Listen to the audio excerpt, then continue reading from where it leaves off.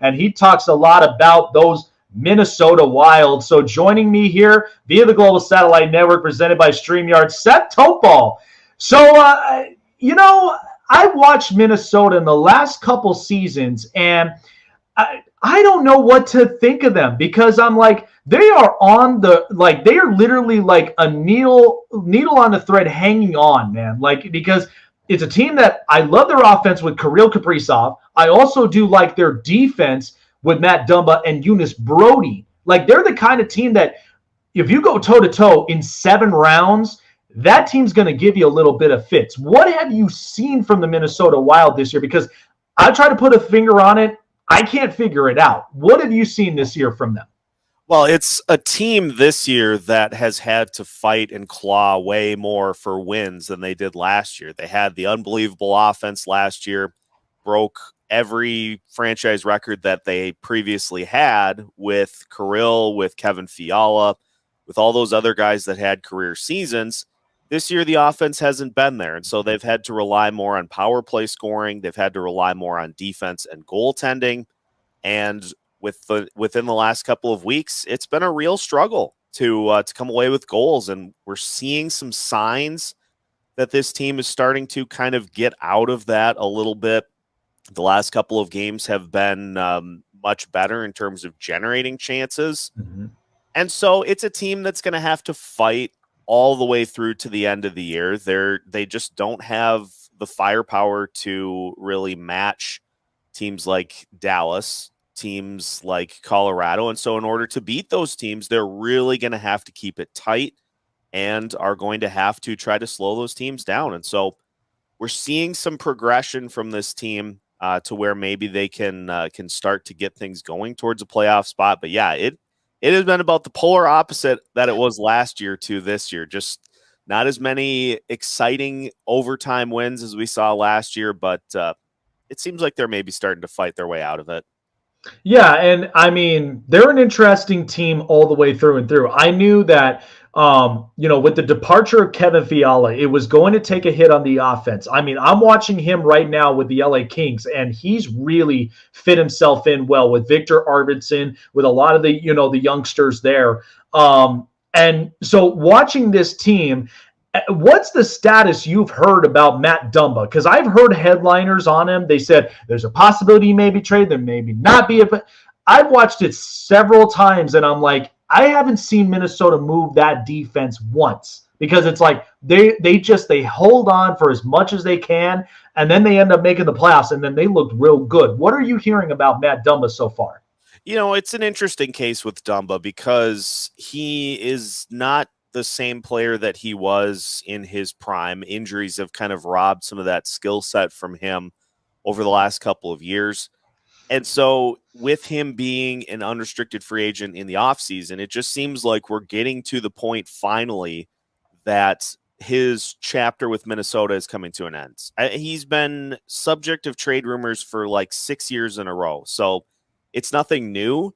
It just seems like with his contract status being up, that there finally is going to be kind of a different route that he ends up going. The team's got younger options defensively to fill in, and with limited cap space over the next couple of seasons, they're going to err more towards that as opposed to retaining guys. It's just trying to find cheaper options to fill open spots.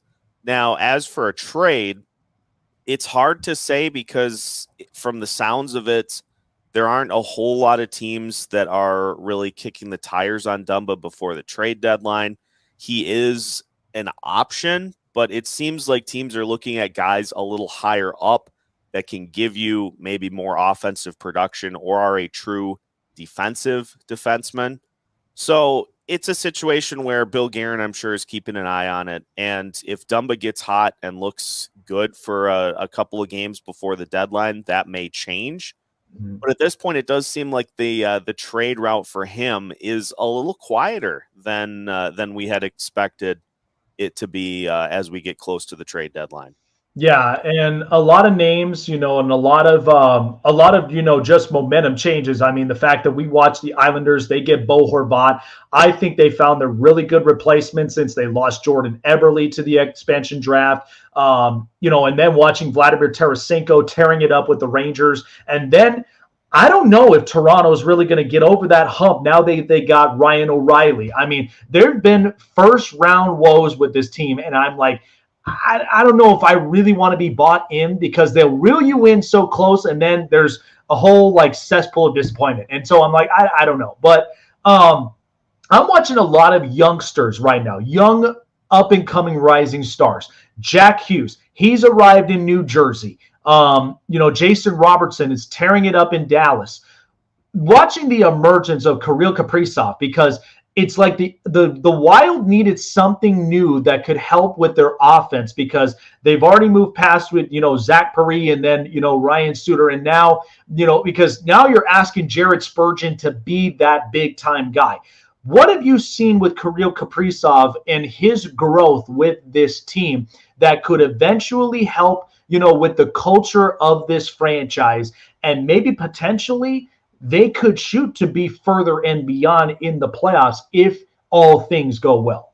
Well, I think what he can bring to the table can really be outlined by the fact that he holds now pretty much every franchise record in his first 3 years in the league. He's shattered the goals in a season record, shattered the points record. He has that true game breaker type skill sets that we haven't seen with this team since Marian Gaborik. And with Gaborik, he was a player that had a ton of injuries that he dealt with throughout his career.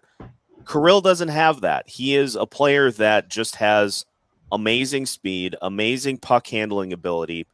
We've seen him add some physicality to his game this year, to where if teams try to be physical with him to slow him down, he's not afraid to mix it up and dish it right back. And I think if you want a good indication of what he can do to help this team as they continue to push for a playoff spot, look at what he did against Nashville yesterday. He had 2 goals, and he just had that look of a player that was not going to let this team lose that game. It was a game that the Wild absolutely needed, and they needed to get both points in that one. And he just had that look about him of somebody that was not going to take anything other than a win. And being that player, especially with this team struggling to score goals, being that guy who can step up to the front of the line and just get it done is huge for where this team is at and where they hope to go the rest of the way. Yeah, and I mean, I think they really are trending into into an upwards possibility because of the fact of the offense will get better as years to come, because of the fact of you got Kaprizov on the helm, and then they've got to find, like every team, consistency and their identity. So I want your opinion on this, because I've always said this every year when we come into the NHL season and when we're in the back half. We got 26 games left. January, February, and March. You got to have your identity set. And some teams, like I'll give you an example. So the Dallas Stars, defensive minded. That's their identity. And then you've got, the Colorado Avalanche, hyper aggressive scoring team. That's their identity. Are there some teams that stand out to you that kind of have found their identity? And are there some that might be struggling a bit to find themselves? Yeah, I think you look at teams that are up near the top. I mean, the Seattle Kraken are a great example this year in the Western Conference of a team that took just huge leaps from what they did last year to this year. And they're a team that not only can really punish you physically, but they're a team that can score goals with the best of them. And so they really have that nice 1-2 combo of a team that can score when they need to, but a team that can just wear you down. And it's funny to see some of these teams like the Wild, for instance, last year, who had a pretty set identity, very much in the similar mindset to where the Seattle Kraken are now. They can score a ton of goals, but they also can wear you down and just try to kind of outlast you. The Wilds are more of a defensive and goaltending oriented team this year, with the offense trying to get itself figured out. And so it's It's interesting too, because you had this Wild team last year with all the goals that they scored, and then they get swept in the first round. And Mhm. so in the offseason, the Wild try to fix some of those areas that let them down in the playoffs, goaltending, special teams. And so they're better in those areas this year. They don't score as much. So if they do get to the postseason, it feels weird to say, but it seems like a team that is better suited to win a postseason series than they were last year. Mhm. Other teams that are still trying to kind of figure it out. I mean, the Calgary Flames are a great example of a team that was so good last year that now is struggling for a wild card spot at this point in the season. And they made some big moves in the offseason. Nazem Kadri comes in. They look like a team that a few games in a row looks really good, and then they take a step back. And so Yeah. that'd probably be the biggest example in the Western Conference of a team still trying to figure it out, Mhm. is those Calgary Flames. Yeah, I think the Calgary Flames, and it's interesting you brought that up because I mean, here they are. They move on from Johnny Gaudreau, who's now in Columbus, and they bring in they trade away Matthew Tkachuk to go and get Jonathan Huberdeau. And the crazy thing is, this team, because the one big addition was Blake Coleman. That kid is fast, and I'm like watching him with Tampa Bay. That's just unfair. Like they're just hyper speed and they know how to score and they're very smart at puck distribution. So bringing him on to Calgary, where they moved on from a lot of players, but they're trying to find that identity.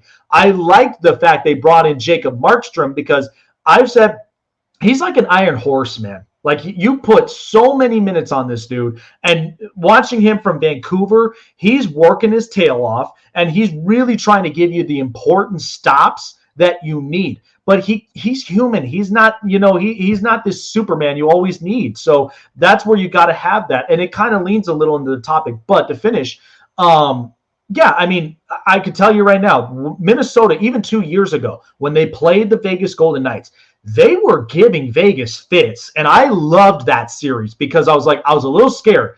Are they going to prevail or are they going to lose to Minnesota at this point? Because that was a great matchup through and through. They showed physicality. They were the kind that, like, look, they'll sock you in the mouth. They'll let it be known. And then we're going to come at you offensively when we have that opportunity. So this leads to my next question because, like you mentioned, they're defensive centric and they're also big on goaltending. I've said this, that like in the NFL, this season, we had a ton of injuries. And it's like you could not go a season without a serviceable backup quarterback. I kind of pin this like the NHL. You can't stretch out a season unless you got the right serviceable goaltender. Like, what have you seen the trend of, just the NHL moving into that, that possibility? Because I'm watching goalie tandems, and it's like you got to have it. Yeah, we're seeing it really play out this year, and for the Wilds, not really knowing what to expect from Philip Gustafson this year as a young goalie that really didn't have a ton of starts at the NHL level. You're taking a huge risk by trading away a guy in Cam Talbot who what you have with him. Yep. And Gustafson has been just nothing short of amazing this year. One of the top goalies in the NHL in pretty much every statistic there is. And so to have him to also pair with Marc-Andre Fleury has been big for this team, because what both of those guys have done consistently all season is they are able to be their best early in the game while this team tries to figure it out offensively. And so that combo has been huge. Without one or the other, this team is nowhere close to where they're at right now, which is in that second wild card spot. They're probably more towards Connor Bedard without both of those goalies than they would be to the postseason. But throughout the league, you see all these games in which your starter is not able to, like on the second night of a back-to-back, your starter's not able to go both games in a row typically. And so how good are you is usually defined by that backup. And we saw a lot of trades in the offseason for teams looking for quality backups. And I think it just, to your point, further underscores the need to have two guys that are capable of standing in at any given moment. Otherwise, you're probably not in a great spot. Yeah, that's true. And I mean, even if we're seeing young goaltenders like what the Golden Knights are going through with Logan Thompson and with Aiden Hill, both those guys, I will honestly say, if they do make the playoffs, they are going to be seriously battle tested because they haven't gotten to that point yet. But I, like everybody else, would be very excited because we watched Jordan Binnington come out and he was great. They won the cup in 2019, and then several others that have come out of this position. But it is true, though. I mean, and it does serve a stability factor when you do that because then you're looking at it, the goaltending, as long as it's stable, you can focus on offense. You can focus on defense. And the defense really does help a lot. There are teams that are solid on defense that they give those looks to the goaltender like, we got you. And then some, they're just struggling to really kind of stop the puck, even distributing it to getting it to the offense so that they can go and put pressure on the opposing net. So we know that the trade deadline is coming up on March 3rd, and I know the Wild are kind of looking on this where they're really kind of middle of the pack on this one. So how do you kind of see a little this trade deadline kind of coming up? And if they don't make moves, is there something that should be addressed come the off season? Yeah, this is a fascinating last few games before the deadline for the Wild because I think Bill Guerin is still waiting for this team to prove him wrong as to if they should make a move or if they mostly stand pat. I think the biggest thing, and this is something that Michael Russo has keyed in on over the last few days, is that this team has a real big opportunity to be a broker for deals for other teams. We saw that in the Ryan O'Reilly trade, where they take on a portion of his cap hit this year. They get a draft pick back in return. The Wild have around $12 million in cap space for the deadline this year to do that same thing. And the logic being, if you're a bigger part of a trade where you facilitate, a good portion of a player's salary cap hit to allow them to go to another team, you're going to get a nice prospect or draft pick back in return. And so if they don't make any sort of moves, I know Brock Besser is the most heavily linked player to the Wild, but you look at his contract situation after this year, it's not super feasible for the Wild to take on money past this year without having to make a ton of really tough choices. So Bill Guerin's preference is to, if he does bring somebody in, have it be a player that's signed for this year only. So if they do that, the jury is kind of still out. If the Wild play well up till the deadline, we could maybe see Guerin make a move. But I think the more likely path is that this team makes a couple of lateral moves. Guys like Jordan Greenway, who has been rumored to be on the trade block for a while, maybe you move him to create a roster spot for one of the young guys they have in Iowa. I think that's the more likely path, with Guerin trying to use that cap space to pull in some additional assets too. Yeah, and not to mention, too, like we mentioned with the Matt Dumba situation, there could be a point where they may not move him in the trade deadline. They might move him in the offseason, which that could be a smart thing to do because they'll be 110% healthy. They would be guaranteed where if you get, draft and money compensation as well behind that, that'll give Minnesota some flexibility to where they can bring in new defensive guys, or they can work through their farm system, get the next big thing. We're already seeing that with a lot of different teams. And it is interesting because it's so important. And we're seeing that where, draft capital, and even with as far as a cap stretch league it is, that it's so hard to invest in long-term contracts with players because of just the league situation. So, even if they bring somebody in, you're right. Somebody that's at least 1 year for this year that they could utilize, because we're seeing a lot of rentals this year. And it's very rare that if they find their guy, they said, we want him long-term, we're going to give him this long-term contract. He fits our culture. And hopefully, if the Wild, if they make that happen, and if they do find somebody that matches Minnesota's culture, that's somebody they can't afford to let go in the end. So, previewing the NHL playoffs, because there are going to be teams that's going to give you fits. There's going to be some teams that might be falling off a little on the cliff. But as far as, Minnesota's thing, because you mentioned a couple of teams that would be tough to get past. Colorado would be one. Seattle might be giving you some fits. If you're lucky enough, playing Vegas again, that might be one you might go to a toe-to-toe 7-round match on. Are there any others that you might find on the back of your mind that could be one that could be a little bit of a momentum changer for the Wild? It's funny because the Winnipeg Jets have been one of those top teams in the Central Division all season. Yep. And yet the Wild have had good success against them this year because I think it's a similar style that the Jets play to where the Wild are at. So you're not having to try to match teams offensively. They're much more comfortable in a slow it down type game. Mm-hmm. And Colorado is right on the heels of the Jets for one of those top 2 spots in the Central. And then the Wild are only 4 points back of the Jets themselves. So Winnipeg is on some shaky ground right now after having a real firm hold on that 2 spot in the division all season to this point. Beyond that, I think you maybe look at, as crazy as this sounds, if it gets to a later round, the Los Angeles Kings, all the goals that they've scored this year, they still give up a ton of goals. And it seems like they maybe have started to shore up their goalie situation a little bit.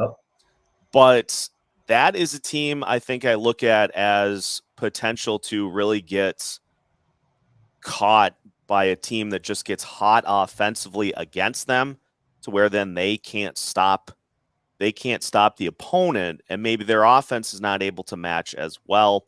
It's going to be fascinating, these Western Conference playoffs, because all of these teams have been here for most of the season, and now you're starting to see teams like Colorado really put it together to where those teams that you'd expect are going to be there in the end, and they may be better suited to win than the teams that have been there all year. That's true. And I've always said it, it's always, how do you approach the playoffs? Are you the kind that, you're on the magic month of momentum, or, if there's certain struggles and teams that find that early on before the playoffs start, those are the ones that are always momentum killers for them, because that's where they know your identity. They know you're a little shaken. And then that's where they're going to use that against you to where now you're kind of first round exits from there. But this playoffs is going to be really interesting. I think the Western Conference, there's a lot of headliners. There's a lot of different stories. In the Eastern Conference, we kind of know what our top teams are, but it's still going to be quite the wild matchup itself, no pun intended, but it's still going to be one of those interesting playoffs that we'll ever see. And then hopefully come the next year, there'll be other teams that are going to be on the rise. Like I said, I think Buffalo's in a position they could be a team. If they don't make it or they do, they've got some promising hopes with Tage Thompson, and then several others that are going to be on the fence lines looking inward. So great stuff. I appreciate you coming on, Seth. Where can everybody find you to talking about those Minnesota Wild?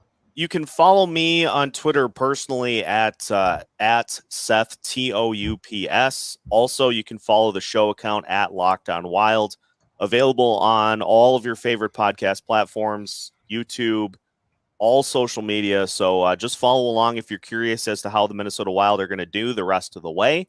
We've got you covered. There you go, guys. Well, I appreciate your time, Seth. Have a great rest of the President's Day weekend. Have a great weekend. We will see what the NHL playoffs will shape like, and hopefully there'll be some more interesting moves come the trade deadline. Take care, my friend. Thank you. Thanks for having me. Absolutely.